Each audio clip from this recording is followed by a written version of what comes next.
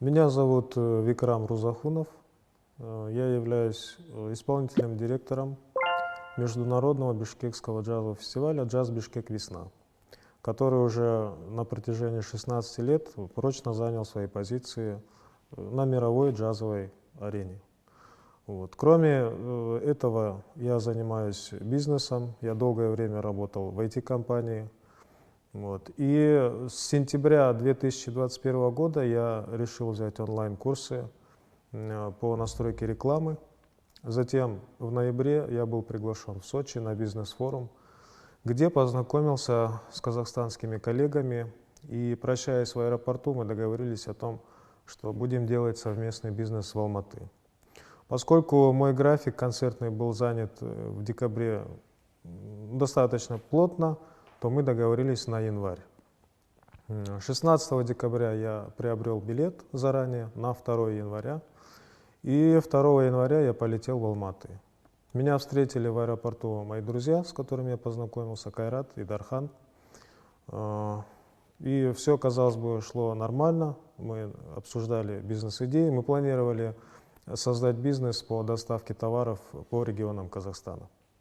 Вот. 4 числа начались беспорядки. Ну, не беспорядки, а мирный митинг начался. Я увидел это с окна квартиры, которую снимал.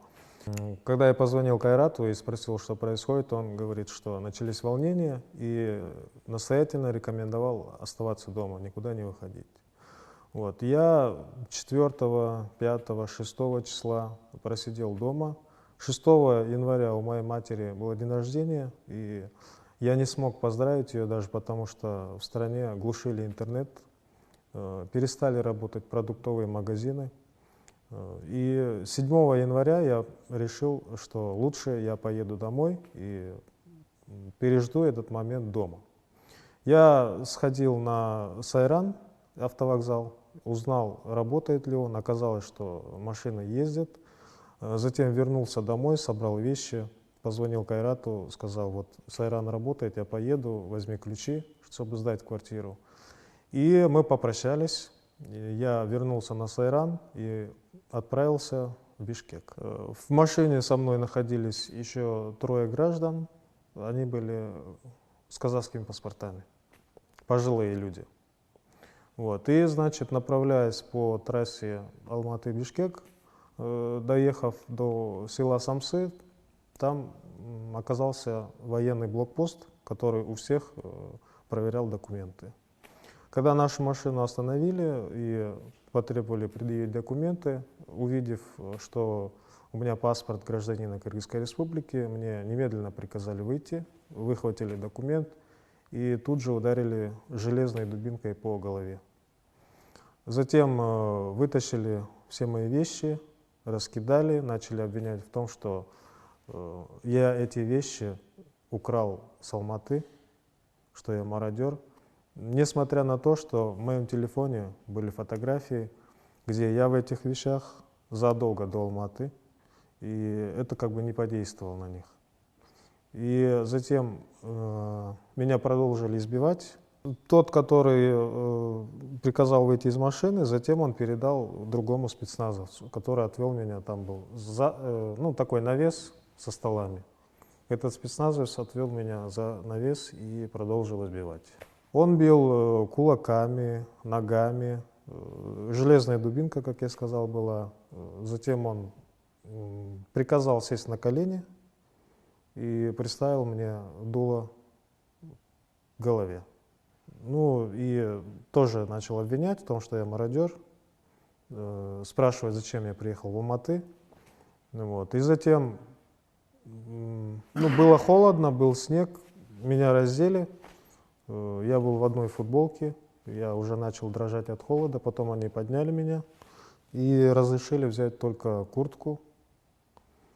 Затем отвели, там был сарай недалеко, напоминает еще курятник, в котором также были другие задержанные, около 30 человек.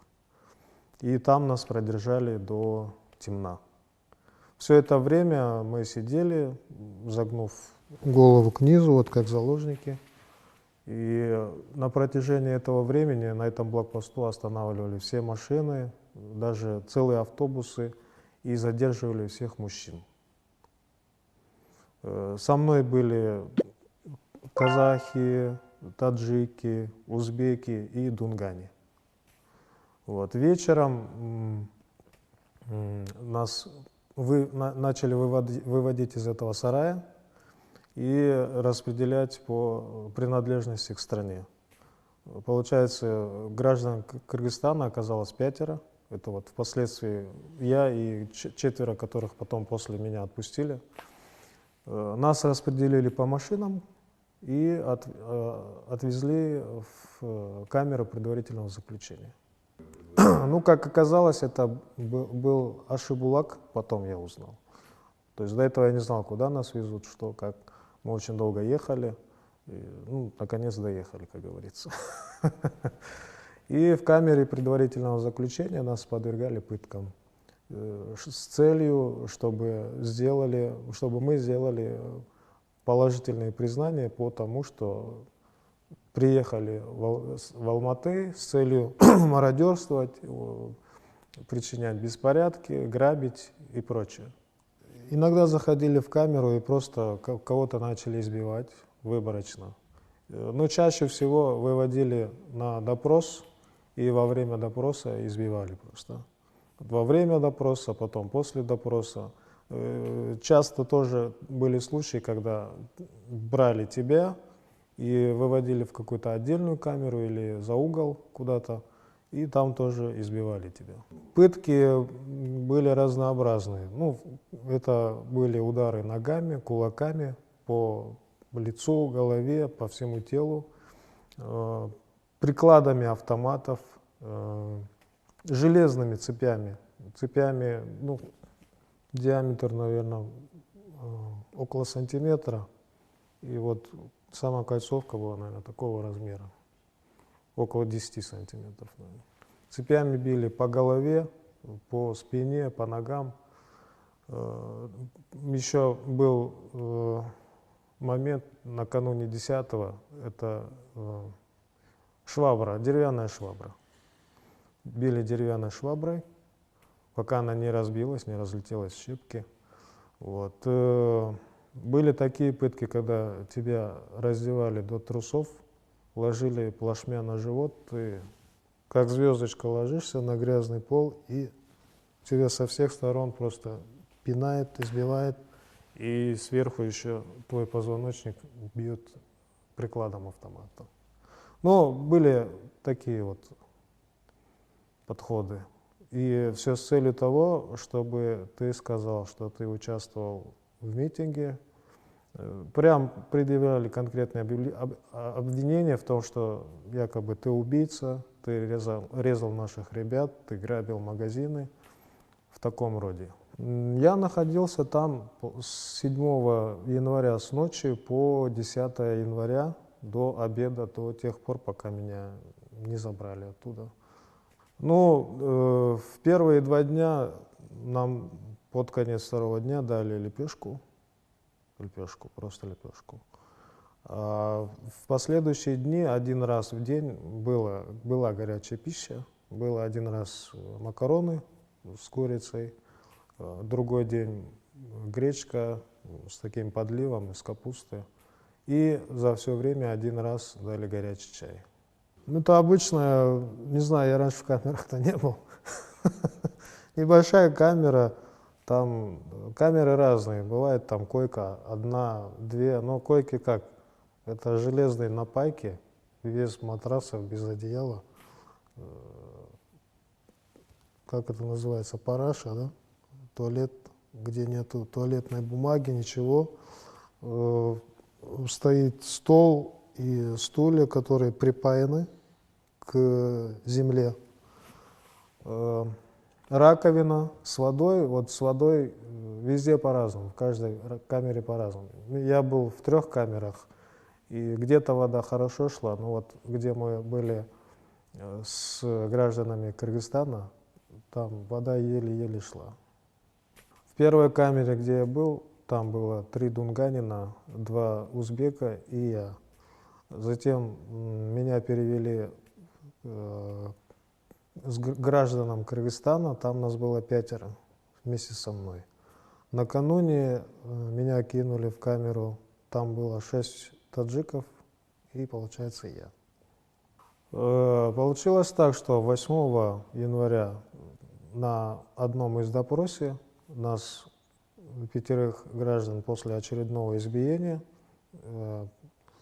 поставили в камеру и сказали: нам нужен один из людей, кто на камеру скажет, сделает признание на камеру. И потом как-то так получилось, что тут же меня отводят вообще в другую камеру и наедине говорят. Я 8 января уже очень плохо себя чувствовал, задыхался. И в этой камере, в отдельной, мне говорят: либо ты сейчас скажешь то, что надо, либо мы продолжим тебя бить и не остановимся. Я спросил: если я скажу, что мне какие-то сроки или что, какое обвинение будет, какое наказание или что. Они сказали, что если ты скажешь, то мы тебя депортируем на самолете домой. И я согласился. Мне сказали сценарий, я вначале попросил записать на бумаге, но они сказали: давай, запоминай. И после нескольких раз я заучил этот текст. Затем они привели журналистов, как оказалось, Казахстан ТВ, да, по-моему, было. Я спросил: если сейчас журналист начнет задавать вопросы не по сценарию, как? Он говорит: не волнуйся. И во время записи этого интервью, если там какие-то вопросы были не по сценарию, я просто смотрел на этого человека, который ходил за кадром, и он давал ответы. И я это пересказывал на камеру. Вы понимаете, что у меня забрали все вещи, телефон. Телефон, кстати, я не мог найти. Они говорят: давай, покажи телефон. Я среди многих телефонов свой так и не нашел. И я не знал вообще, что происходит в мире, да? Потому что мы жили только там. И ничего, нам не разрешали голову поднять там ниже плинтуса. Мы не могли смотреть по сторонам, вверх куда-то.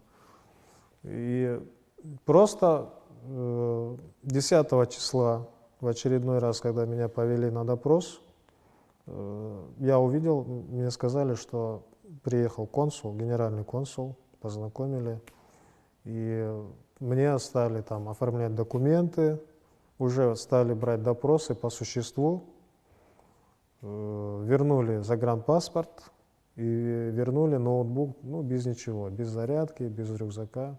И то получилось так, что я открываю ноутбук, включаю, там высвечивается мое имя, и зарядка на этом заканчивается. Сотрудники увидели, что мое имя высветилось, я этим самым доказал, что ноутбук действительно мой. Из всех вещей, которые у меня были, получается, туда доехали в КПЗ только ноутбук и паспорт загран. Остальные вещи не вернули. Они не доехали до туда. Может быть, военные взяли или где-то выбросили, я не знаю. Они просто не слушали, какие-то пытались вопросы элементарные по музыке задавать. В общем, они издевались и не верили. Хотя с самого первого допроса я говорил, что я являюсь известным музыкантом. Я просил просто зайти в интернет и вбить мое имя в поисковике, но этого никто не сделал. Давайте по хронологии. Значит, 10-го где-то в обед приезжает генеральный консул, он забирает меня, и в сопровождении консула Кыргызской республики в Казахстане и представителя МВД нашей республики в Казахстане меня на дипломатической машине привозят до пункта Акджол, где передают нашим МВД. МВД говорят, что мы едем домой, по пути, как оказалось, заехали через площадь, и там мне пришлось дать интервью. Все это время, я, опять же говорю, я не представлял, что происходило в мире, что происходило с родственниками в Бишкеке. Я как-то на автомате это все делал. И, вероятно, я был в большом шоке, наверное, в крови было очень много адреналина, потому что, когда я все же попал домой, я думал, что у меня всего лишь ушибы, синяки. И я не поехал в больницу, получается, я ночь практически не спал. 11 числа, 11 января я провел в постели почти полдня. Вот. И к концу дня я почувствовал себя хуже и поддался на уговоры родственников пройти обследование. Мы поехали в центр ЮРФа и сделали томографию головы, КТ легких, КТ брюшной полости. И на основании этих предварительных анализов были сделаны выводы о том, что мое состояние здоровья находится в средне-тяжелом состоянии. Там пневмоторакс, переломы 5-го, 6-го ребра, разрыв 7-го хряща слева, тупая травма грудной клетки, закрытая черепно-мозговая травма, сотрясение мозга. Меня сразу же отвезли в реанимацию, провели срочную операцию. Мне вот здесь сделали надрез, вставляли трубку в легкие, выпускали жидкость, воздух. И с того момента я находился на лечении практически месяц. Наши врачи очень хорошо старались, я очень благодарю их за проделанную работу. В больнице было тоже сложно, потому что когда ты в шоке, ты не понимаешь, как будто ничего не болит, но проходит время, у тебя вот это все дает обострение. Было очень больно, были слезы, но я старался выздороветь. И на данный момент как бы лечение продолжается, у меня до сих пор тело болит, синяки еще не полностью сошли, ребра не до конца зажили, но реабилитируюсь потихонечку. Вы знаете, я никогда не предполагал, что могу оказаться в такой ситуации. Я очень давно сотрудничаю с Казахстаном, с концертами, с выступлениями, и всегда был высокого мнения о Казахстане как о высокоразвитой, успешной стране. Но никогда бы не подумал, что вот так можно, как в средние века, просто встать на дороге, собирать людей, отвозить их куда-то и делать с ними все, что угодно. Это, конечно, для меня нонсенс. Я вот со вчерашнего дня начал писать пост благодарности. Я тоже анализировал картину, смотрел хронологию того времени, пока не был в сети, пока у меня не было телефона. Слушал истории разных людей о том, кто как действовал, что делал.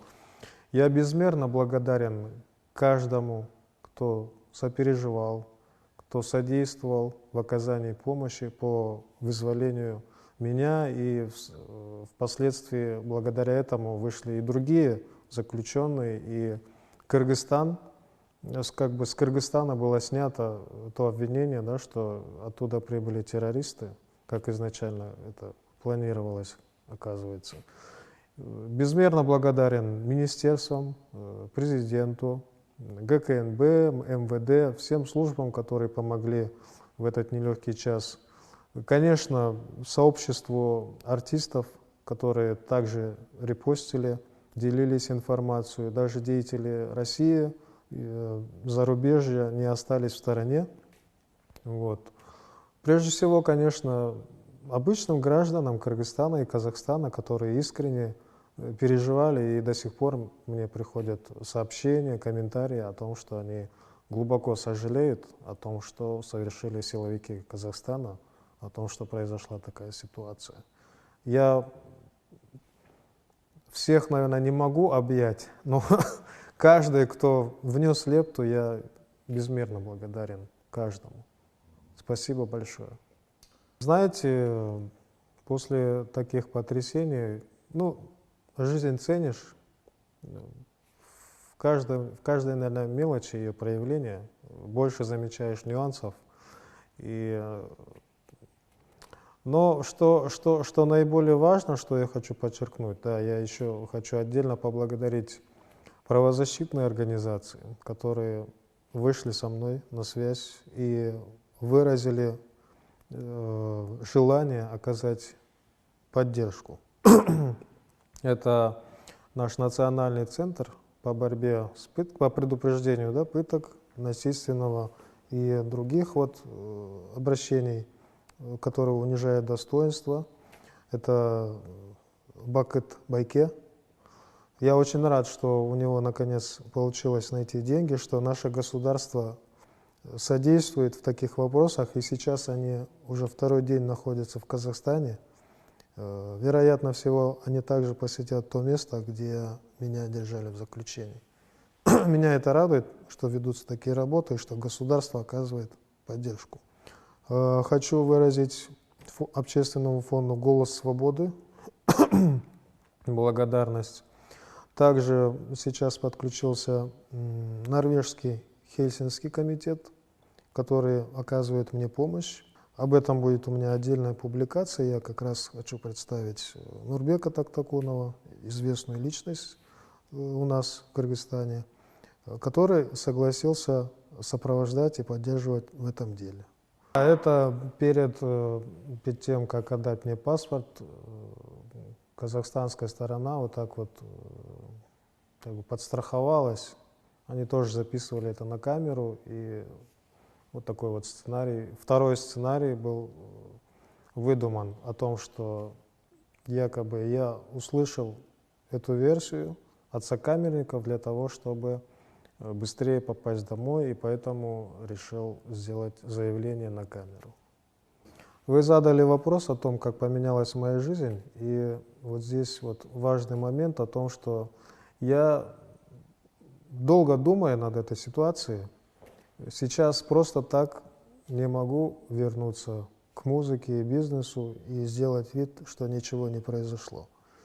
Я решил, что моя ситуация должна послужить отличным кейсом для того, чтобы помочь улучшить правовую среду в странах СНГ, помочь развитию демократии и помочь в улучшении человеческих прав. И поэтому я намерен добиваться справедливости при помощи Нурбека Тактакунова, Бакытбек Автандил, которые будут помогать мне и сопровождать.